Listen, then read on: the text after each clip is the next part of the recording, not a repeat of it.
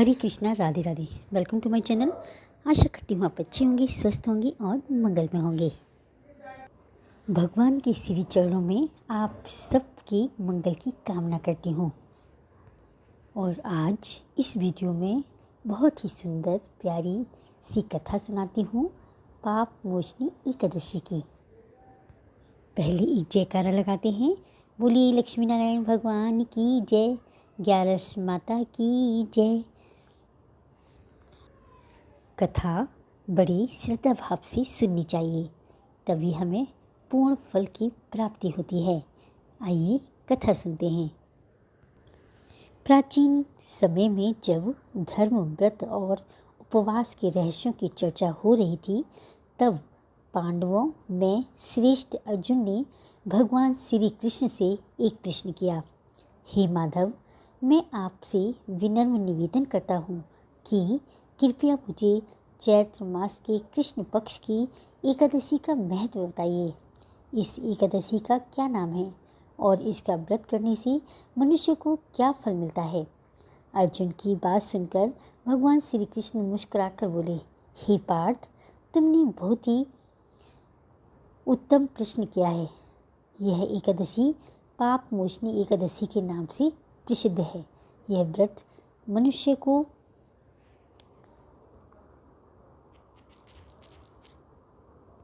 सभी पापों से दूर रखती है, यानी सभी पापों को नष्ट कर देती है और उसे धर्म, पुण्य तथा मोक्ष की प्राप्ति कराती है। हे अर्जुन, इस एकादशी के प्रभाव से मनुष्य के बड़े से बड़े पाप भी नष्ट हो जाते हैं। जो व्यक्ति इस दिन व्रत, उपवास और भगवान विष्णु की भक्ति भाव से स्मरण करता है, उसके सभी पाप समाप्त हो जाते हैं और उसके जीवन में सुख समृद्धि आती है। हे धनंजय, इस एकादशी का व्रत करने से मनुष्य को 1000 गोदान, यज्ञ और तीर्थ स्नान के समान पुण्य फल की प्राप्ति होती है। यह व्रत मनुष्य को पापों से मुक्त कर उसे विष्णु लोक की प्राप्ति कराता है। इसलिए हे अर्जुन, जो भी स्त्री या पुरुष श्रद्धा भक्ति से पाप मोचनी एकादशी का व्रत करता है और उसकी कथा को सुनता है, उसके जीवन के समस्त पाप नष्ट हो जाते हैं और अंत में उसे भगवान विष्णु के धाम की प्राप्ति होती है। भगवान श्री कृष्ण जी बोले, हे अर्जुन, प्राचीन काल की बात है। चैत्र रथ नामक एक अत्यंत सुंदर और विशाल वन था। उस वन में गंधर्व कन्याएं विहार करती थीं और वहाँ सदैव बसंत जैसा वातावरण रहता था। देवराज इंद्र स्वयं वहाँ गंधर्वों और अप्सराओं के साथ क्रीड़ा करने आया करते थे। उसी दिव्य और शांत मन में मेधावी नामक एक तपस्वी ऋषि निवास करते थे। मेधावी ऋषि महर्षि च्यवन के पुत्र थे और वे परम तेजस्वी तथा कठोर तपस्वी थे। वे वहाँ रहकर भगवान शिव की अनन्य भक्ति में लीन रहते थे। उनकी तपस्या इतनी घोर थी कि स्वर्ग के देवता भी उनकी शक्ति से भयभीत रहने लगे थे। एक समय की बात है, जब मेधावी ऋषि वन में एकांत भाव से भगवान की आराधना कर रहे थे, तब उनकी तपस्या को भंग करने के लिए इंद्र ने मंजू घोषा नामक एक अत्यंत रूपवती अप्सरा को पृथ्वी पर भेजा। मंजू घोषा ने वहां पहुंचकर ऋषि को अपनी ओर आकर्षित करने के लिए प्रयास प्रबंध किए। उस समय मेधावी ऋषि अपनी तपस्या में इतने लीन थे कि उन्हें बाहरी जगत का कोई भय न रहा। मंजू घोषा ने कुछ दूरी पर अपना निवास बनाया और वह मधुर स्वर में गायन करने लगी। साथ ही वह अपनी कामों उत्तेजक अदाओं और सौंदर्य से ऋषि के मन को विचलित करने का प्रयत्न करने लगी। मंजू घोषा का गायन और उसके कंगन व नुपुरों की मधुर ध्वनि ऋषि के कानों में पड़ने लगी। धीरे धीरे ऋषि का ध्यान अपनी तपस्या से हटने लगा। एक दिन जब मेधावी ऋषि ने अपनी आंखें खोली तो उनके सामने साक्षात सौंदर्य की प्रतिमूर्ति मंजू घोषा खड़ी थी। वह गंधर्व कन्या पुष्पों का श्रृंगार किए हुए अत्यंत मोहक प्रतीत हो रही थी। कामदेव भी उसी समय सक्रिय हो गए और उन्होंने ऋषि के हृदय में काम भावना का संचार कर दिया। ऋषि मेधावी मंजुघोषा के रूप जाल में इस कदर उलझ गए कि वे अपनी मर्यादा, अपना धर्म और अपनी वर्षों की कठोर तपस्या को भूल बैठे। उन्होंने मंजुघोषा का हाथ थाम लिया और उसके साथ विहार करने लगे।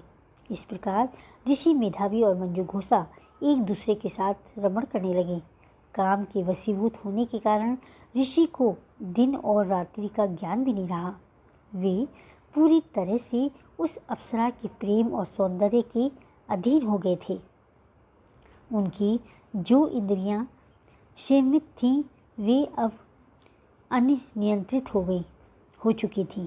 वे भूल गए थे कि वे एक तपस्वी हैं और उनका मुख्य लक्ष्य ईश्वर की प्राप्ति है।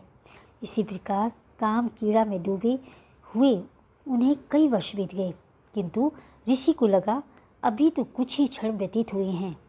मंजुघोषा भी ऋषि के साथ रहकर आनंदित थी, परंतु वह जानती थी कि उसे अधिक समय तक यहाँ नहीं रुकना है।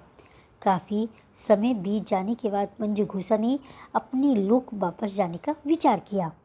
उसने बड़े ही विनीत भाव से ऋषि मेधावी से कहा, हे ऋषिवर, अब मुझे आज्ञा दीजिए, मुझे स्वर्गलोक वापस जाना है। मंजुघोषा की यह बात सुनकर ऋषि जैसे गहरी निद्रा से जागे। उन्हें लगा कि अभी तो यह आई थी, फिर जाने की बात क्यों कर रही है। ऋषि ने कहा कि हे सुंदरी, अभी तो तुम आई हो, अभी कुछ समय और मेरे साथ रुको, कल प्रातःकाल चली जाना। ऋषि की काम प्यासा अभी शांत नहीं हुई थी, इसलिए उन्होंने उसे रोकने के लिए विवश किया। मंजुघोषा ऋषि के श्राप के भय से रुक गई, किंतु उसे आभास था कि वह ऋषि का तपोबल छीड़ कर रही है। इसी प्रकार वर्षों का समय बीतता चला गया और ऋषि मेधावी अपने मार्ग से पूरी तरह से भटक चुके थे। ऋषि मेधावी और मंजुघोषा के उस काम कीड़ा पूर्ण एकांतवास को व्यतीत होते होते संवत के संवत बीत गए। ऋषि के संयम का बांध पूरी तरह टूट चुका था और वे पूरी तरह से माया के वशीभूत थे। मंजुघोषा ने जब देखा कि बहुत लंबा समय बीत चुका है और ऋषि का तपोबल अब लगभग समाप्त हो चुका है, तो उसने पुनः स्वर्गलोक जाने का निश्चय किया। उसने अत्यंत मधुर स्वर में ऋषि से निवेदन किया, हे ऋषिवर, अब मुझे अपने लोक जाने की अनुमति प्रदान करें। बोलिए लक्ष्मी नारायण भगवान की जय। ऋषि मेधावी जो काम के मद में चूर थे, उन्होंने चकित होकर पूछा, हे सुंदरी, तुम अभी तो आई थी, फिर इतनी शीघ्रता क्यों? अभी तो संध्या का समय हुआ है, कम से कम आज की रात्रि तो मेरे साथ व्यतीत करो, कल प्रातःकाल तुम हर्षपूर्वक प्रस्थान कर सकती हो। ऋषि की वाणी में अभी भी मोह का वास था। वे समय की गति को भूल चुके थे। तब मंजुघोषा ने मंद मुस्कान के साथ ऋषि की ओर देखा और सत्य का साक्षात्कार कराते हुए कहा, हे ऋषिवर, जरा विचार तो कीजिए, मुझे आपके पास आए हुए कितना समय बीत चुका है। आप जैसे केवल एक संध्या मान रहे हैं, वह वास्तव में वर्षों का समय है। मंजुघोषा की यह बात सुनकर ऋषि मेधावी अवाक रह गए। उन्होंने अपनी योग शक्ति और विवेक को जागृत किया और गणना करने लगे। जब उन्होंने अपनी अंतर्दृष्टि से देखा तो उनके पैरों के तले जमीन खिसक गई। उन्होंने ज्ञात हुआ कि मंजुघोषा के साथ भोग विलास में डूबे हुए उन्हें 57 वर्ष 9 महीने और 3 दिन व्यतीत हो चुके थे। यह जानकर ऋषि के हृदय में वज्रपात का सा हुआ। वे अत्यंत क्रोधित और दुखी हो गए। उन्हें अपने वर्षों की तपस्या नष्ट होने का भान हुआ और वे समझ गए कि यह सब इंद्र की चाल थी ताकि उनकी तपस्या भंग की जा सके। ऋषि मेधावी का शरीर थर थर काँपने लगा। उनकी आंखें क्रोध की अग्नि धधक गई। उन्होंने उस अप्सरा की ओर देखते हुए अत्यंत कठोर स्वर में कहा, हे पापनी, तूने छल से मेरी वर्षों की कठोर तपस्या को मिट्टी में मिला दिया। तूने मुझे मेरे धर्म और मार्ग से विमुख कर दिया। तूने एक तपस्वी के तेज को हर लिया है, इसीलिए मैं तुझे श्राप देता हूँ कि तू इसी क्षण अत्यंत क्रूर और भयंकर पिशाचनी बन जा। तेरा यह सुंदर रूप जिसने भी मुझे मोहित किया वह सब नष्ट हो जाए। ऋषि के श्राप देते ही मंजुघोषा का दिव्य और सुंदर शरीर अत्यंत डरावना और भीभत्स हो गया। त्वचा काली हो गई और वह एक भयानक पिशाचनी के रूप में परिवर्तित हो गई। अपनी ऐसी दुर्दशा देखकर मंजुघोषा विलाप करने लगी। वह ऋषि के चरणों में गिर पड़ी और क्षमा मांगने लगी। वह रोते हुए बोली, हे ऋषिवर, मुझ पर दया करो। मैंने तो केवल देवराज इंद्र की आज्ञा का पालन किया था। मैं तो दासी हूँ, मेरा अपना कोई भी नहीं है। कृपया कर मुझे इस घोर श्राप से मुक्ति कर उपाय बताइए। अधम से अधम व्यक्ति भी यदि आपकी शरण में आए तो आप उसका उद्धार करते हैं। मंजुघोषा के करुण विलाप और दीनता को देखकर ऋषि मेधावी का हृदय थोड़ा द्रवित हो गया। यद्यपि वे स्वयं भी बहुत दुखी थे, क्योंकि उनका अपना तपोबल भी नष्ट हो चुका था और वे भी अब श्रापित के समान ही अपवित्र हो गए थे। उन्होंने लंबी सांस ली और मंजुघोषा से कहा, हे मंजुघोषा, यद्यपि तूने मेरा अनिष्ट किया है, किंतु शरणागत की रक्षा करना ऋषि का धर्म है। अब तू ध्यानपूर्वक सुन। चैत्र मास के कृष्ण पक्ष की जो एकादशी होती है उसका नाम पाप मोचनी एकादशी है। यह एकादशी समस्त पापों को नष्ट करने वाली है। यदि तू पूर्ण श्रद्धा और भाव से विधि विधान के साथ इस एकादशी का व्रत करेगी तो तू इस पिशाच योनि से मुक्त होकर पुनः अपने दिव्य रूप में प्राप्त हो जाएगी। मंजुघोषा को मुक्ति का मार्ग बताकर ऋषि मेधावी स्वयं भी अत्यंत ग्लानि और पश्चाताप में डूब गए। वे जानते थे कि पराई स्त्री के साथ इतने वर्षों तक संघर्ष करने के कारण वे भी अब पतित हो चुके हैं। उनके शरीर का तेज लुप्त हो गया था और मन अशांत था। वे सोचने लगे कि जिस तपस्या को उन्होंने अपने प्राणों से बढ़कर संजोया था वह एक क्षण के मोह में नष्ट हो गया। अब उन्हें भी अपने उद्धार के लिए कोई मार्ग खोजना था। ऋषि मेधावी अपने पिता महर्षि च्यवन के आश्रम की ओर चल दिए ताकि उनसे इस घोर पाप का प्रायश्चित पूछ सके। ऋषि मेधावी जब अपने पिता के च्यवन ऋषि के समीप पहुँचे तो उनका समस्त मस्तक झुक गया। महर्षि च्यवन ने अपने पुत्र की क्रांतिहीन मुखाकृति को देखकर समझ लिया कि कुछ अनर्थ हुआ है। उन्होंने पूछा, पुत्र, तुम्हारी तप का तेज कहाँ गया? तुम्हारा मुख इतना मलिन क्यों है? तुमने ऐसा कौन सा दुष्कर्म किया जिससे तुम्हारी यह अवस्था हुई है? मेधावी ऋषि ने लज्जा के साथ अपना सर झुकाया और सारा वृत्तांत सत्य सत्य कह दिया। उन्होंने बताया कि कैसे वे एक अप्सरा के मोहे पास में फंसकर अपनी तपस्या और संयम को खो बैठे। महर्षि च्यवन ने जब अपने पुत्र मेधावी के मुख से उनकी तपस्या भंग होने और एक अप्सरा के साथ वर्षों तक भोग विलास में लिप्त रहने की ग्लानिपूर्ण गाथा सुनाई तो वे अत्यंत गंभीर हो गए। मेधावी ऋषि अपने पिता के चरणों में गिरकर रुदन करने लगे। उन्होंने कहा, हे तात, मैं तुम्हारी अवश्य सहायता करूँगा। मुझ पर दया करो। काम के वशीभूत होकर मैंने अपना सर्वस्व गंवा दिया है। मेरी बुद्धि भ्रष्ट हो गई थी और मैंने अपने तपोबल का विनाश कर लिया था।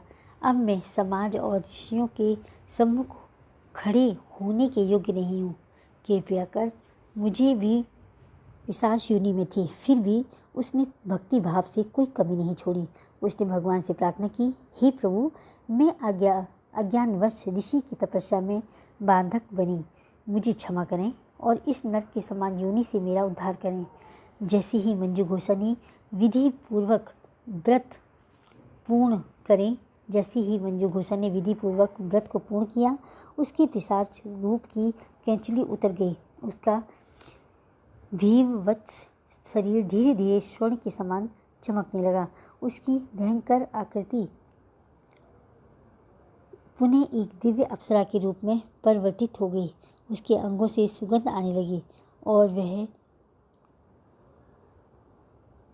पूर्ववत सुंदर दिखने लगी। आकाश से देवताओं ने पुष्प वर्षा की और गंधर्वों ने मंगल गान किया।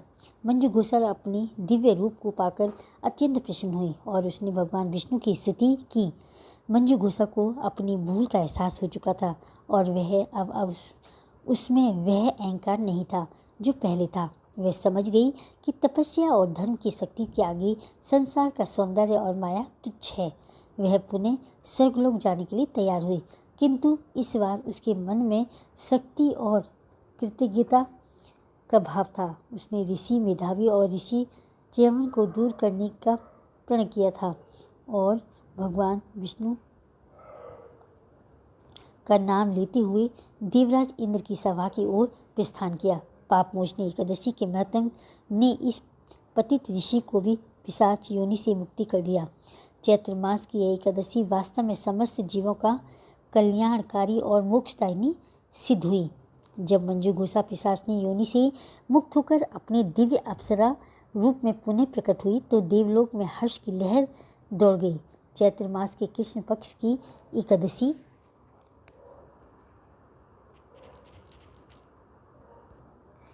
पापमोचनी एकादशी के अद्भुत प्रभाव को देखकर स्वयं देवराज इंद्र भी चकित रह गए। मंजू घोषा ने स्वर्ग पहुंचकर इंद्र की सभा में अपनी भूल स्वीकार की और बताया कि किस प्रकार एक तुच्छ काम वासना और अहंकार के कारण उसने एक महान तपस्वी का अहित किया और स्वयं भी नरक तुल्य योनि को प्राप्त हुई। उसने मुक्ति कंठ से भगवान विष्णु की इस एकादशी की महिमा का गान किया, जिसने उसे घोर अंधकार से निकालकर पुनः प्रकाश प्रदान किया था। इधर मेधावी ऋषि भी अपने पिता महर्षि च्यवन के आश्रम में रहकर निरंतर हरि कीर्तन और तपस्या में संलग्न हो गए। पापमोचनी एकादशी के व्रत ने उनकी चित्त को पूरी तरह से शुद्ध कर दिया था। उनके मन से वह काम विकार और भोग की लालसा सदैव के लिए समाप्त हो गई थी, जिसने उन्हें 57 वर्षों तक सत्य के मार्ग से विचलित कर रखा था। मेधावी ऋषि ने अनुभव किया कि एकादशी का व्रत केवल यह कर मुझे कोई ऐसा प्रायश्चित बताइए जिससे मेरा यह घोर पाप शांत हो जाए और मैं पुनः अपनी खोई हुई आभा और पवित्रता को प्राप्त कर सकूं। महर्षि च्यवन परम ज्ञानी और दयालु थे। उन्होंने अपने पुत्र को शांत भावना देते हुए कहा, हे पुत्र, विषाद मत करो। यद्यपि तुमने एक भारी भूल की है, किंतु संसार में ऐसा कोई पाप नहीं है जिसका निवारण न हो सके।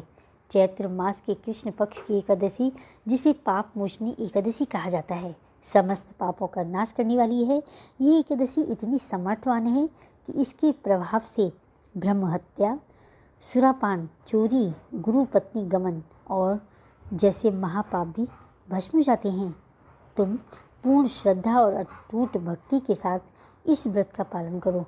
भगवान जनार्दन की शरण में जाकर तुम्हारा उद्धार अवश्य होगा। पिता की आज्ञा पाकर मेधावी ऋषि के मन में आशा की किरण जागी। उन्होंने चैत्र मास के कृष्ण पक्ष की एकादशी के आने की प्रतीक्षा की। जब वह पवित्र तिथि आई तब मेधावी ऋषि ने प्रातःकाल ब्रह्म मुहूर्त में उठकर पवित्र जल से स्नान किया।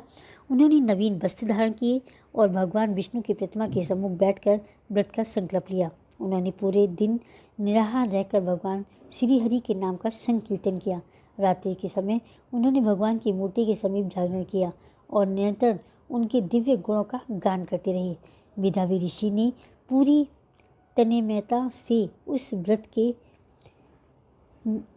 के नियमों का पालन किया। उन्होंने मन, वचन और कर्म से केवल ईश्वर का चिंतन किया। द्वादशी तिथि के आने पर उन्होंने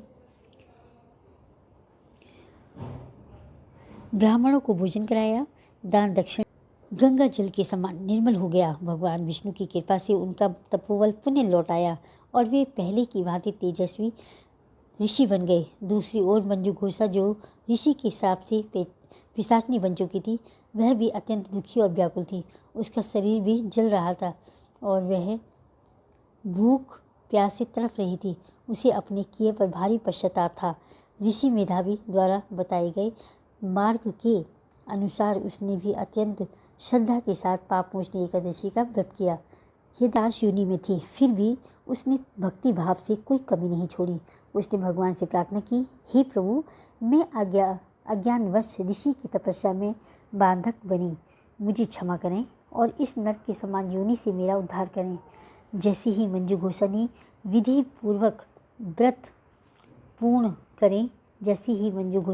पूर्वक व्रत को पूर्ण किया, उसके पिशाच रूप की कैंचली उतर गई। उसका भीमवत शरीर धीरे धीरे स्वर्ण के समान चमकने लगा। उसकी भयंकर आकृति पुनः एक दिव्य अप्सरा के रूप में परिवर्तित हो गई। उसके अंगों से सुगंध आने लगी और वह पूर्ववत सुंदर दिखने लगी। आकाश से देवताओं ने पुष्प वर्षा की और गंधर्वों ने मंगल गान किया। मंजू घोषा अपने दिव्य रूप को पाकर अत्यंत प्रसन्न हुई और उसने भगवान विष्णु की स्तुति की। मंजू घोषा को अपनी भूल का एहसास हो चुका था और वह अब उसमें वह अहंकार नहीं था जो पहले था। वह समझ गई कि तपस्या और धर्म की शक्ति के आगे संसार का सौंदर्य और माया तुच्छ है।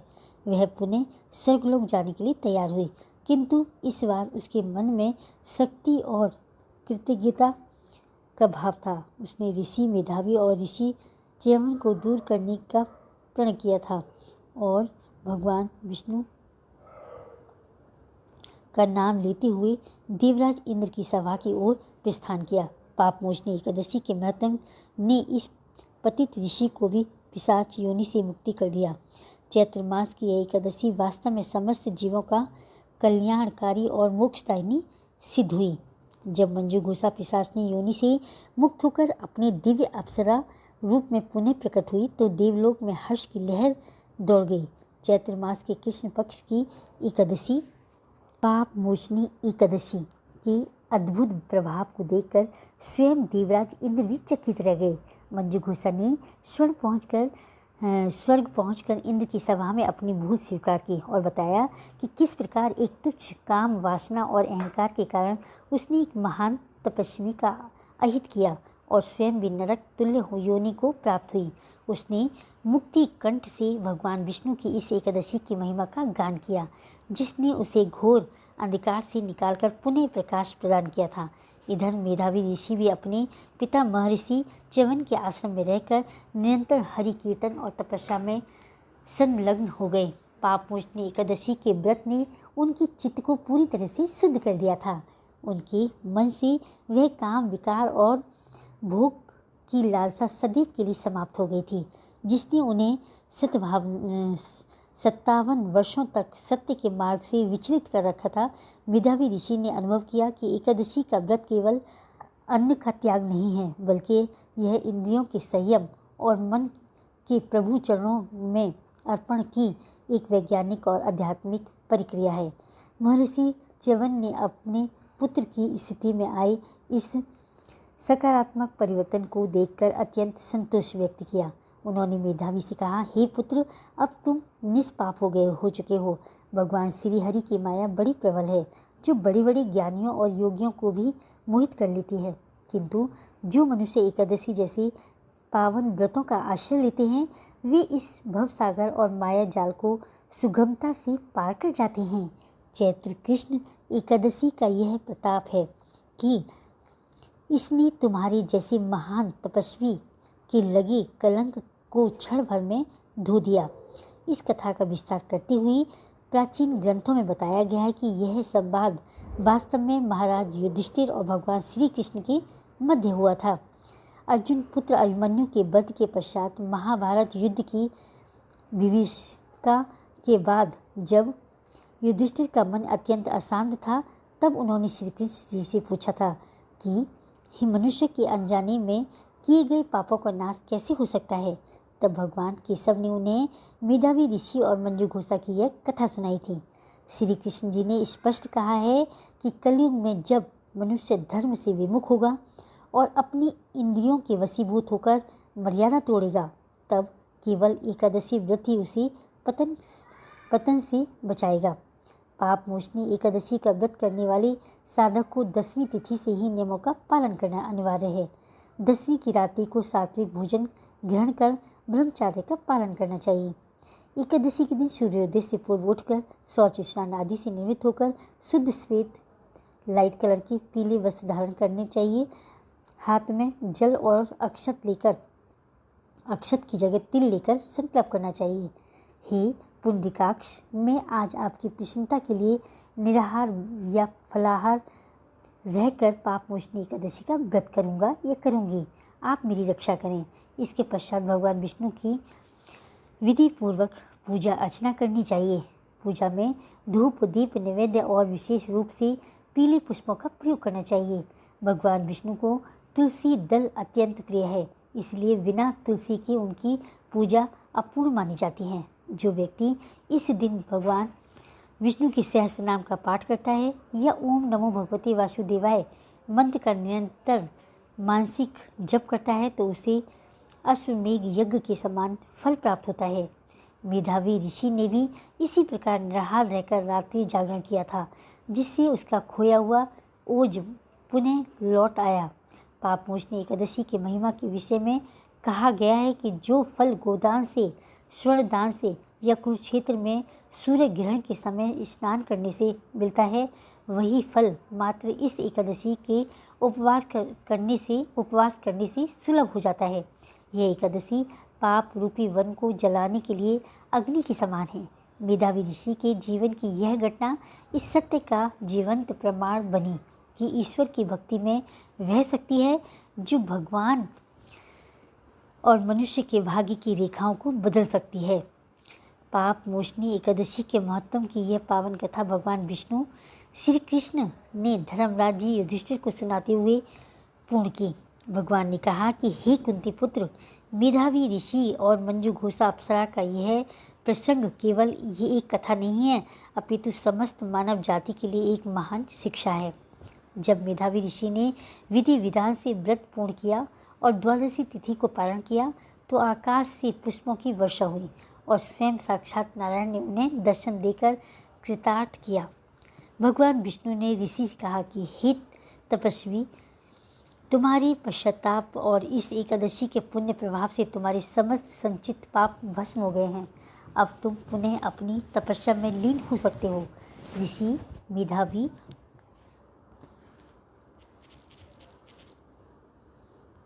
ने भगवान के चरणों में साष्टांग प्रणाम किया और विनम्र भाव से प्रार्थना की कि हे प्रभु, यह व्रत भविष्य में भी उन सभी मनुष्यों का उद्धार करे जो अनजाने में मोहवश पाप के मार्ग पर अग्रसर हो जाते हैं। भगवान ने तथास्तु कहकर उन्हें आशीर्वाद दिया।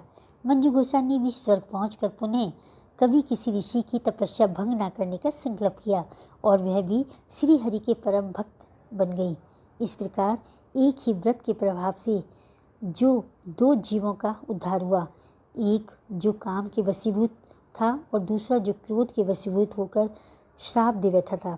शास्त्रों में वर्णित है कि जो मनुष्य पाप मोचनी एकादशी की इस प्राचीन कथा को पढ़ता है या सुनता है, श्रद्धापूर्वक सुनाता है, उसे एक सहस्त्र गोदान के समान पुण्य फल की प्राप्ति होती है। चैत्र मास के कृष्ण पक्ष की यह तिथि वर्ष की सबसे महत्वपूर्ण तिथि में से एक मानी जाती है, क्योंकि ये संवत के समापन और नवीन ऊर्जा के संचार का प्रतीक है। इस व्रत को करने वाले साधक को मिथ्या भाषण, निंदा, पराई स्त्री का चिंतन और तामसिक भोजन का त्याग करना अनिवार्य है। एकादशी व्रत का पारण द्वादशी तिथि को सूर्य उदय के पश्चात हरिवासर बीतने पर ही करना चाहिए। पारण के समय ब्राह्मणों को भोजन कराना या सामर्थ्य अनुसार दान देना इस व्रत की पूर्णता का प्रतीक है। मेधावी ऋषि ने भी इसी मार्ग का अनुसरण किया और अंततः वे मोक्ष के अधिकारी बने। जो भी गृहस्थ या सन्यासी इस व्रत को निष्काम भाव से करता है उसके घर में लक्ष्मी जी का वास होता है और अंत में समय में उसे वैकुंठ धाम की प्राप्ति होती है। भगवान श्री कृष्ण ने युधिष्ठिर से कहा, हे राजन, संसार में ब्रह्म हत्या करने वाले, सुरापान करने वाले, चोरी करने वाले और गुरु पत्नी गमन करने वाले महापापी भी यदि इस पाप मोचनी एकादशी का व्रत करते हैं तो वे निश्चय ही नरकगामी होने से बच जाते हैं। इस व्रत के समान अन्य कोई पाप नाशक और पुण्यवर्धक साधन इस चराचर जगत में उपलब्ध नहीं है। श्री कृष्ण की वाणी सुनकर युधिष्ठिर का मन अत्यंत शांत हुआ और उन्होंने भी सब परिवार उस उत्तम व्रत को धारण किया। इस प्रकार मेधावी ऋषि और मंजुघोषा अप्सरा की यह कथा हमें सिखाती है कि मनुष्य को अपनी इंद्रियों पर सदैव नियंत्रण रखना चाहिए और यदि कदाचित प्रमादवश कोई त्रुटि हुई हो तो मनुष्य शरण और एकादशी का आश्रय ही एकमात्र विकल्प है। जो भी भक्त इस कथा को प्रेम पूर्वक श्रवण करते हैं उनके हृदय में भक्ति का संचार होता है और वे सांसारिक कलेशों से मुक्त हो जाते हैं। चैत्र कृष्ण पक्ष की पापमोचनी एकादशी की यह कथा प्राचीन ग्रंथों में परम पवित्र और कल्याणकारी मानी गई है। इसके श्रवण मात्र से मनुष्य के मानसिक और शारीरिक कष्टों का निवारण होता है। भगवान विष्णु की असीम कृपा प्राप्त करने के लिए और अपने जीवन को सफल बनाने के लिए इस व्रत का पालन अवश्य करना चाहिए। प्रत्येक व्यक्ति को करना परम कर्तव्य है। इस पापमोचनी एकादशी को श्रद्धा भाव से व्रत रखें, कथा पढ़ें, ग्यारस माता की कहानी अवश्य पढ़ें, ग्यारस माता की आरती जरूर करें और पूर्ण फल की प्राप्ति करें। हे श्री हरि, हे ग्यारस माता, अगर कथा अधूरी हो तो पूरी करना, पूरी हो तो मान रखना, कहने सुनने वाली सभी की मनोकामना पूर्ण करना। मेरे चैनल पर एकादशी माता की आरती भी है, प्लीज़ ज़रूर चेक करिएगा और सुनिएगा। तब तक के लिए मस्त रहें, स्वस्थ रहें, अपनी फैमिली के साथ एंजॉय करें। जय श्री कृष्णा, राधे राधे।